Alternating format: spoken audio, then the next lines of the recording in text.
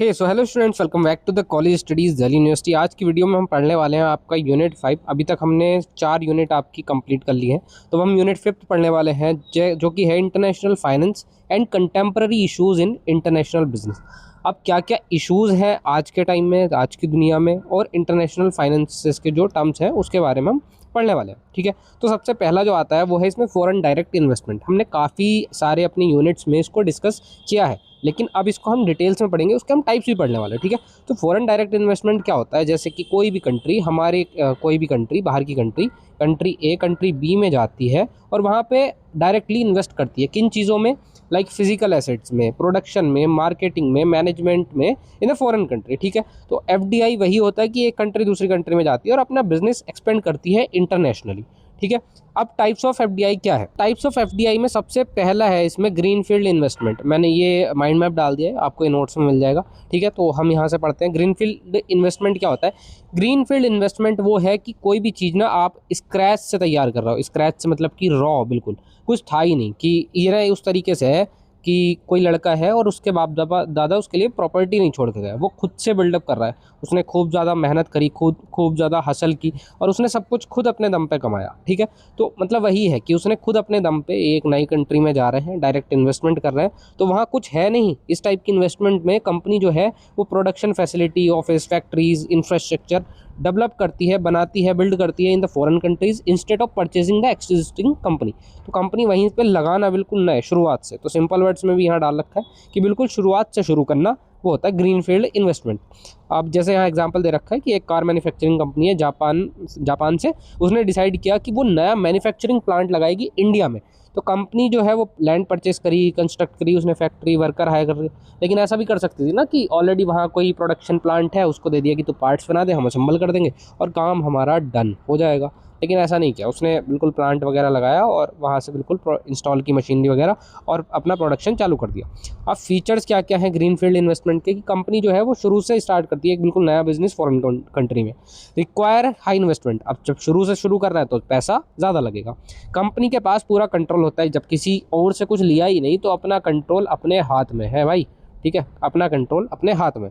New infrastructure जो है वो बन जाता है और ये एम्प्लॉयमेंट अपॉर्चुनिटीज़, मतलब नौकरी वगैरह की अपॉर्चुनिटी को जनरेट करता है। एडवांटेजेस क्या है? कि कंट्रोल पूरा है बिजनेस में, अभी बताया।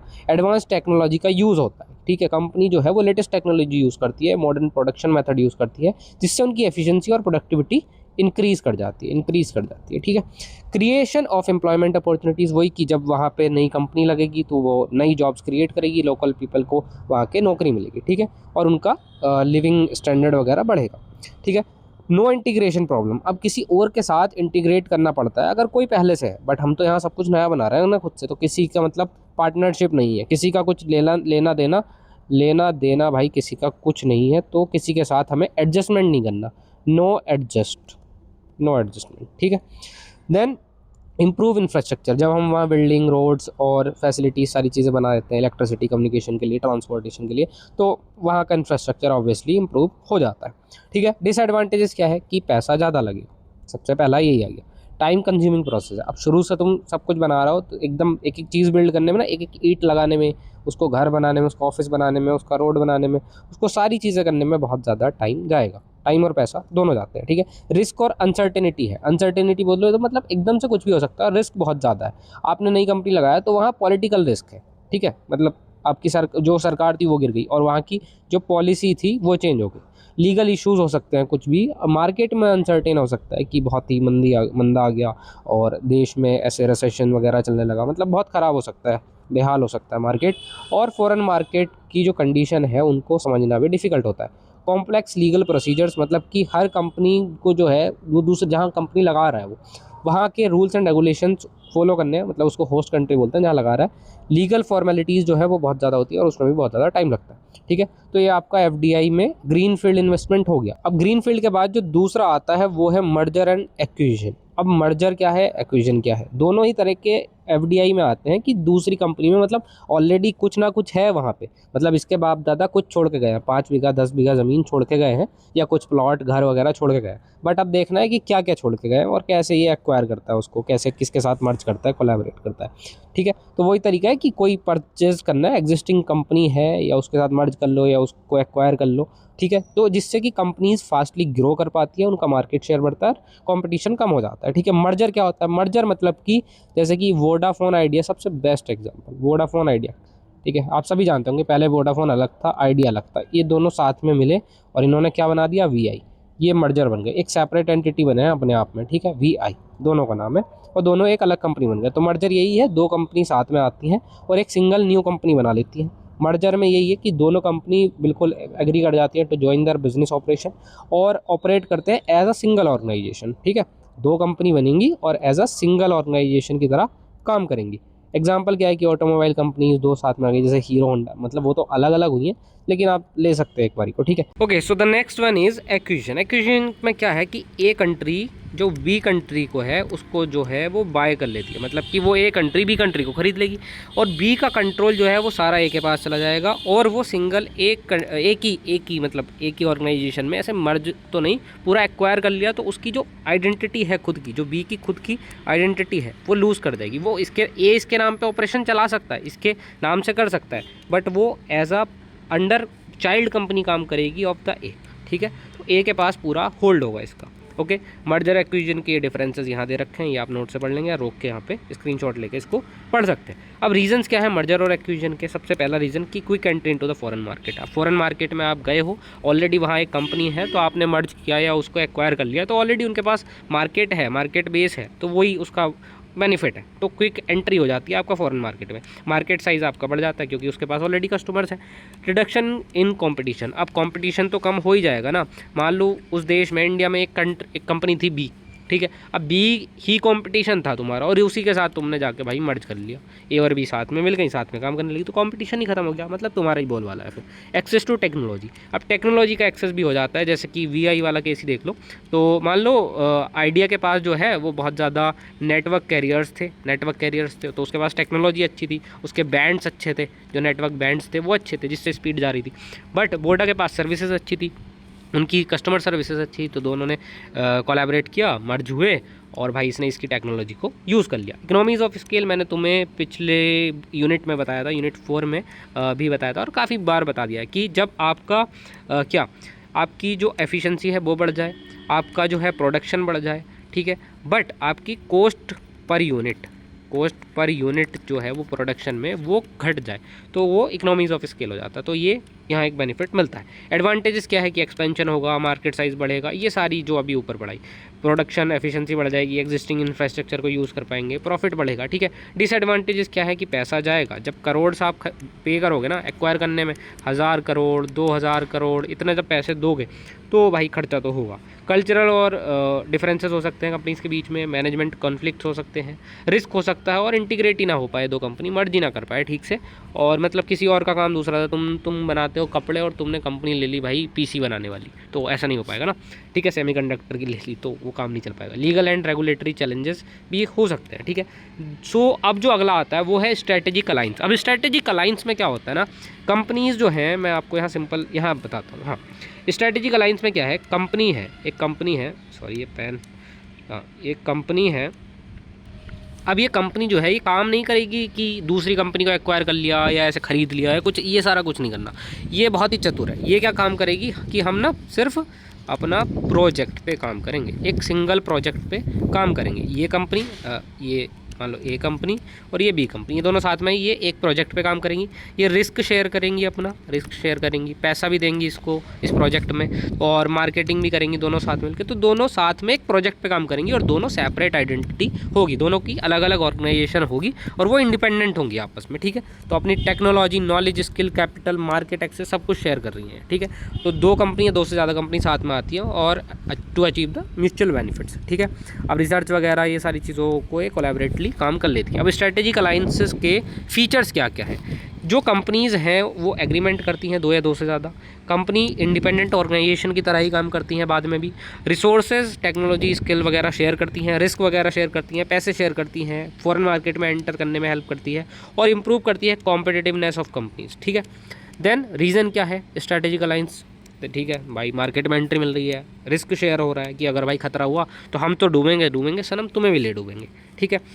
एक्सेस टू टेक्नोलॉजी है कि दूसरे की टेक्नोलॉजी या इनोवेशन कुछ जो है भाई उसके साथ कोलैबोरेट कर ले, अच्छा काम है उसका, पैसे वैसे ठीक है उसके पास, तो उनके साथ प्रोजेक्ट में काम कर लो। जैसे कि आपने वो देखा होगा TBF और प्राइम वीडियो बोले तो मतलब अमेज़ॉन जिस पे आप वो मिर्ज़ापुर वगैरह वो वाली वेब सीरीज़ देखी है ना आपने, तो वो सब ये अमेज़न प्राइम और TVF जो है एक प्रोडक्शन हाउस है, यूट्यूब पे चैनल भी है, कुछ सीरीज़ वगैरह बनाते हैं। तो पहले जो इस पे फ्री में सीरीज़ आ रही थी वो इस पे भी आ रही हैं बट पेड हो गई। तो इन दोनों ने जो है वो साथ में कोलैबोरेट कर लिया ऑन सम सीरीज़, ऐसा नहीं कि सारा एक साथ मर्ज हो गए। तो ये कुछ प्रोजेक्ट्स पे ऐसे कोलैबोरेट कर लेते हैं और अपना रिस्क पैसा वगैरह एक्सपेरिमेंट कर लेते हैं। ठीक है। कॉस्ट घट जाती है जिससे इनकी access to the new market हो जाता है और इंप्रूव करता है कॉम्पिटिटिव एडवांटेज में इसकी भाई मतलब फ़ायदा करता है। ग्लोबल कॉम्पिटिटर्स हैं या कंपनी जो स्ट्रेंथ करती है इंप्रूव देयर परफॉर्मेंस। ठीक है। अब एडवांटेजेस क्या है, वही कि कॉस्ट कम लग रही है, रिस्क शेयर अभी ऊपर पढ़े तो हैं, वही एडवांटेजेस। अब डिसएडवांटेजेस क्या है कि कॉन्फ्लिक्ट हो सकता है 2 पार्टनर्स के बीच में। ठीक है। इंटरेस्ट, कॉन्फ्लिक्ट ऑफ इंटरेस्ट भी हो सकता है। रिस्क में ज़्यादा कॉन्फिडेंशियल इन्फॉर्मेशन जो है उसका रिस्क हो सकता है शेयर करना, और डिफरेंस हो सकते हैं मैनेजमेंट स्टाइल में। अनइक्वल कंट्रीब्यूशन हो सकता है पार्टनर्स का कि भाई एक ने मान TVF ही ले लो, TVF ने बहुत ज़्यादा पैसा लगा दिया प्रोडक्शन में बट हमारे प्राइम वाले भाई मार्केटिंग नहीं कर रहा उसकी, इतना चला ही नहीं रहा उसको, ऐसे पुश ही नहीं कर रहे सोशल मीडिया पे, तो नहीं हो पाएगा कुछ। ठीक है। डिपेंडेंस ऑन द पार्टनर, अब पार्टनर के ऊपर डिपेंडेंट रहते हैं। ठीक है। अगला पार्ट क्या आ जाता है इसमें, overview of exchange rate system. अब एक्सचेंज रेट सिस्टम क्या होता है, एक्सचेंज रेट यही कि एक करेंसी की कंपेयर करें दूसरी करेंसी से तो वो कितना बैठता है। जैसे यहाँ दे रखा है 1 USD कितना है, USD यहाँ 80 रुपये लिख रखा है, ये पुरानी बात हो गई, लेकिन अब कितना है आप कमेंट में बताओ। अभी के हिसाब से तो 95.13 समथिंग चल रहा था या 95.26 है शायद रिसेंट, आप एक बार चेक कर लेना क्या है और कमेंट में लिखना ठीक करके। Okay. Types of exchange rate system, अब इसके कुछ टाइप आते हैं जिसमें कंट्रीज़ इंटरनेशनल ट्रेड करती हैं, तो वो मतलब डिफरेंट है हर जगह के लिए, तो एक कंट्री का दूसरे कंट्री से अलग होगा। चाइना का USD डॉलर से कुछ कंपैरिजन अलग होगा, INR मतलब इंडियन रुपीज़ का अलग होगा। तो एक तो होता है फिक्स्ड एक्सचेंज रेट सिस्टम। अब फिक्स्ड में क्या है कि जो वैल्यू है एक कंट्री की करेंसी की वो फिक्स होती है in terms of another major currency such as US dollar और गोल्ड से बिल्कुल ऐसे फिक्स होती है। जैसे कि USD की हमने ले ली ना कि भाई इतना रेट फिक्स हो गया, 1 USD इज इक्वल्स टू 95.26। ठीक है। तो इतना फिक्स हो गया, तो ये तो फिक्स करेंसी हो गई कि मार्केट के हिसाब से वो कंट्रोल होती है कि मार्केट के हिसाब से जो वैल्यू है करेंसी की वो चेंज होती है इन द मार्केट। तो सेंट्रल बैंक जो है वो इंटरफेयर करता है in the buying and selling of the foreign currency to maintain the stability. ठीक है। जिससे वो फिक्स्ड रहे। ठीक है। फ्लोटिंग एक्सचेंज रेट सिस्टम क्या होता है, under floating exchange rate system इसमें यह होता है कि value of currency is determined by the market forces of demand and supply. अब क्या डिमांड है क्या सप्लाई है, और इसमें गवर्नमेंट जो है वो कंट्रोल नहीं करती कि वो ऐसे फॉरेन एक्सचेंज को खरीदेगी बेचेगी नहीं, कि जिससे एक लेवल पे उसे मेंटेन कर सके। मतलब गवर्नमेंट इंटरफेयर नहीं करेगी कि मतलब पहले उसमें क्या था कि 1 USD को हम अगर 80 रुपये बनाना है ना तो गवर्नमेंट उसमें ज़्यादा करेंसी ऐसे खरीदने लगेगी या वो करने लगेगी। ठीक है। तो ये चीज़ होती है। लेकिन फ्लोटिंग में क्या होता है कि जब डिमांड एक करेंसी के लिए बढ़ती है तो उसकी वैल्यू भी बढ़ जाती है, और जब डिमांड घटती है तो उसकी वैल्यू घट जाती है। तो एक्सचेंज रेट जो है वो फ्रीक्वेंटली चेंज होता रहता है due to the economic factor, जैसे inflation, interest rate, foreign investment, trade condition, उनके हिसाब से। तो ये सिस्टम जो है वो फ्लेक्सिबिलिटी तो देता है because currency value adjust automatically according to the market condition. अब जैसा मार्केट वैसा करेंसी का रेट। ठीक है। एग्जाम्पल क्या है, अगर if demand of US dollar increases, मतलब US डॉलर में ज़्यादा ट्रेड होने लगे तो डॉलर की वैल्यू बढ़ जाएगी as compare to the currencies, जो आज के टाइम में करंट सिचुएशन में इंडिया में भी हो रहा है। वैसे ही डॉलर की वैल्यू बढ़ती जा रही है, रुपया घट रहा है। ठीक है। जैसे कि हमारी फाइनेंस मिनिस्टर बोलती हैं कि रुपया नहीं गिर रहा भाई, डॉलर बढ़ रहा है। ये वो वाली बात हो गई। Managed floating exchange rate system. अब इसमें क्या है, managed floating exchange rate system जो है वो कॉम्बिनेशन है, इसमें फिक्स्ड भी आएगा और फ्लेक्सिबल भी आएगा। ठीक है। अब ये दोनों का कॉम्बिनेशन है। इस सिस्टम में एक्सचेंज रेट जो है वो मेनली डिटरमाइन होता है by the market force mainly, ठीक है। बट सेकेंडरी गवर्नमेंट और सेंट्रल बैंक भी इंटरवीन करती हैं जब ज़्यादा फ्लक्चुएशंस होती हैं कि ग्राफ ऐसे जा रहा था और भाई ऐसे जाके ये झंडे से डिप कर गया, तो ऐसे नहीं, तो इसमें गवर्नमेंट जो है वो इंटरफेयर करेगी, सेंट्रल बैंक में इंटरफेयर करेंगे, इंटरवीन करेंगे, ठीक है। तो ऑब्जेक्टिव यही है गवर्नमेंट का कि स्टेबिलिटी बनी रहे और ज़्यादा ऐसे इतना फ्लक्चुएशंस ना हो कि जैसे कि बहुत शार्पली बढ़ रही है, सेंट्रल बैंक इंटरफेयर कर देगा एंड वो स्टेबलाइज करने में, जो भी बताया ग्राफ की वजह से, ठीक है।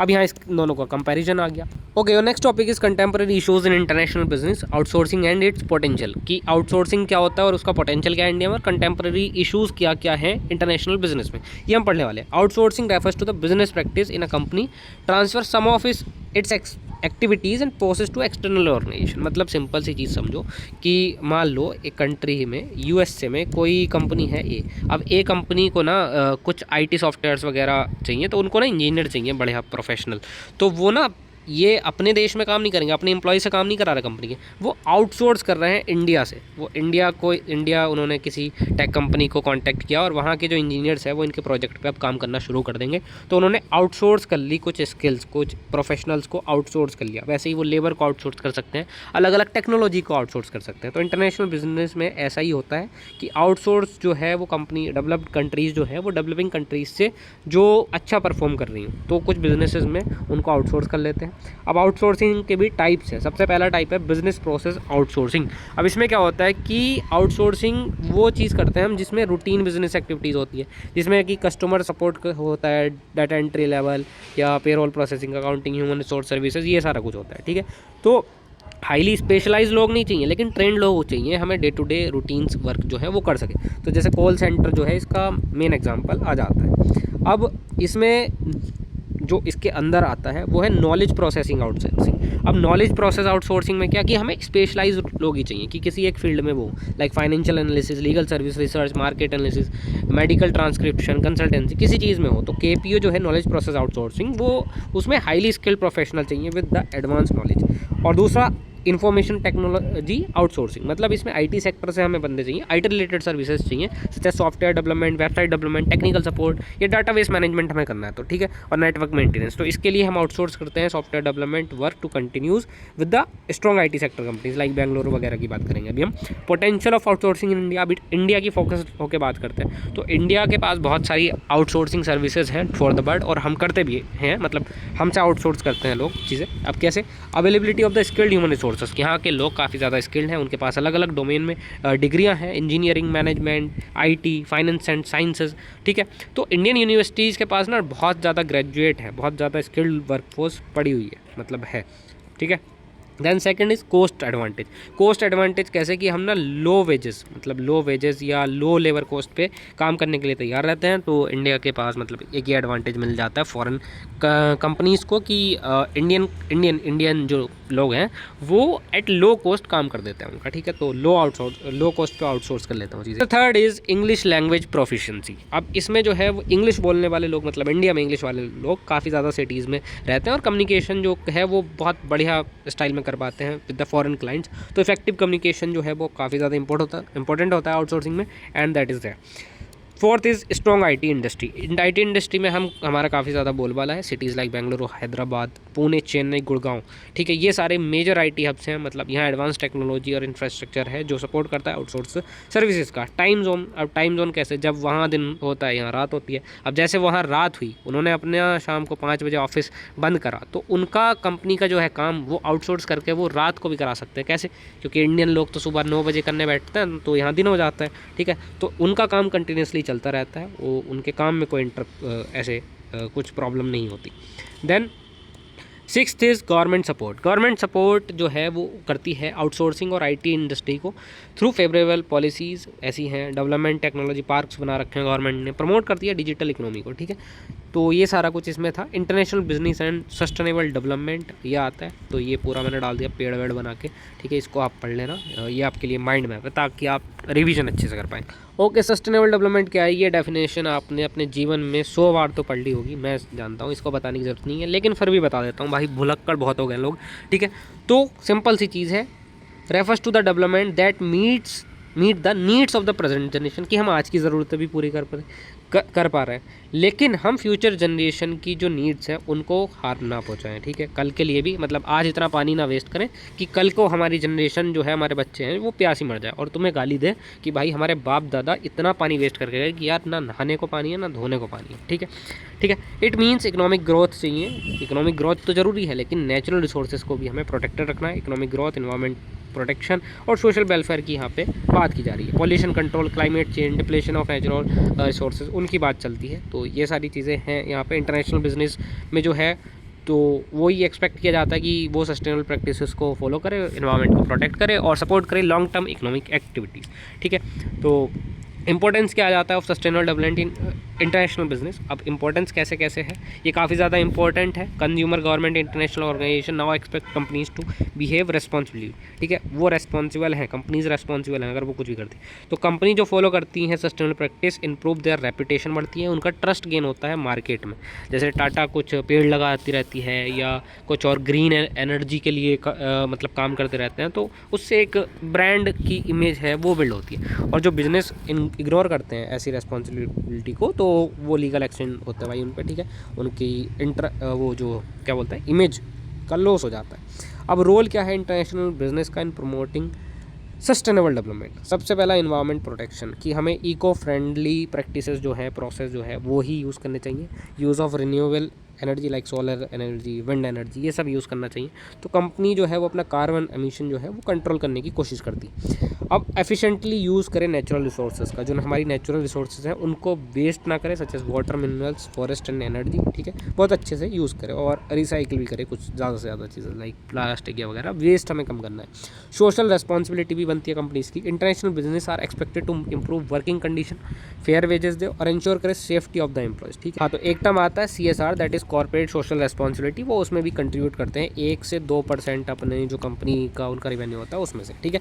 Then fourth is sustainable supply chain. Sustainable supply chain बोले तो क्या, कि ट्रांसपोर्ट वगैरह आपको ऐसा करना है कि इन्वायरमेंट फ्रेंडली हो और इन्वायरमेंट फ्रेंडली प्रैक्टिसेस करनी है। Sustainable supply chain reduce negative environment impact, और कंपनी जो है वो अपनी मॉनिटर कर सकती है suppliers to ensure ethical business practices. Example इसका दे रखा है, कंपनी सेलेक्ट कर सकती है supplier who follow environmental standard, मतलब कि EV से अगर आपका ट्रांसपोर्ट कर दे सामान तो फार बेटर, ठीक है। लाइक आपका ज़ेप्टो, ब्लिंकिट में आपने देखा होगा वो EV स्कूटर्स पे आते हैं, ठीक है। तो काफ़ी अच्छी इनिशिएटिव है वो। Innovation and green technology, international business promotes innovation in eco friendly technology, development of green technology, ठीक है। हरी भरी टेक्नोलॉजी चाहिए हमें, लाइक EV जो मैंने अभी एग्जांपल दिया, पॉल्यूशन नहीं होता, एनर्जी कंजम्पशन कम है, ठीक है। कंपनीज जो है वो इन्वेस्ट करती है रिसर्च में, डेवलपमेंट में, टू क्रिएट सस्टेनेबल प्रोडक्ट्स, ठीक है। अब इसके साथ आपकी यूनिट 5 होती है कंप्लीट और आपका इंटरनेशनल बिजनेस का पूरा सिलेबस भी यहाँ पे कंप्लीट हो जाता है, बिल्कुल done. Okay, so thanks for watching और best of luck for your exam. और आप ये नोट्स जो है वो परचेस कर सकते हो, link is in the description. Google form बनना, कुछ ही टाइम में आपको नोट्स का एक्सेस दे दिया जाएगा। और अभी 1-2 वीडियो और आएंगी स्ट्रैटेजी, मतलब जिसमें हम इंपॉर्टेंट टॉपिक बताएंगे आपको क्या क्या आप कर सकते हैं। और एक 1 शॉट वीडियो आएगी, एक 1 शॉट लेक्चर आएगा पूरा, मतलब इसमें जो है वो मोस्ट इंपॉर्टेंट क्वेश्चन होंगे जो कि आपके PYQ और क्या एक्सपेक्टेड क्वेश्चन आ सकते हैं, क्या पैटर्न होने वाला है, कहाँ से क्या आ सकता है, वो सारा कुछ वीडियो में कवर करा दी जाएगा। सो थैंक्स फॉर वॉचिंग। अपने दोस्तों के साथ अपने कॉलेज ग्रुप्स में सब शेयर कर दो। और एक और नया चैनल है जिसके बारे में मैंने आपको बताया है, कॉलेज स्टडीज़, हमने एक चैनल बनाया है, यहाँ कोलैबोरेशन कर रखी है। यहाँ 2 चैनल्स आ रहे होंगे, आप जो वो वाइट लोगो वाला चैनल है उसको भी सब्सक्राइब कर देना। Thanks for watching, have a nice day, best of luck for your exam.